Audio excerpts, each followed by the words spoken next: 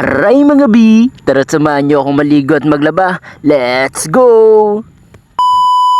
Eto na nga pala yung aking mga lalaban. Siyempre magkakape muna tayo para pampagana mamaya sa ating paglalaba. Kaya inuna ko na tong anlawan yung mga puti para mamaya ibababad ko na lang. Habang nakababad yung mga puti ay unahin ko na tong laban yung mga dikulay kong damit. At yun na nga, binabad ko na siya. Pagkatapos iminekos-mekos ko na tong laban. Napakahirap naman maglaba. Talaga naman, kung pwede lang sana magubad araw-araw o para di na maglaba. Yan, flex muna tayo ng ating abs. Tapos lumit ng mekos-mekos. Ay, nako talaga. Pagod. Tapos na nga ako sa aking dikulay. Kaya susunod ko naman tong aking mga puti. Na outbalance pa nga ako dyan.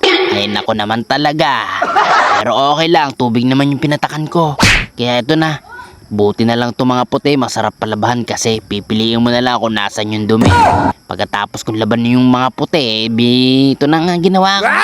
Nagbinanlawan ko na to para mamaya mag-swimming na lang ako. Ay talaga naman. Mahirap talagang pinanganak na masipag. Oh, masipag po talaga ako.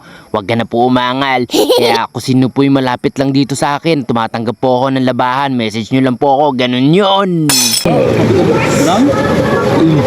Bye-bye.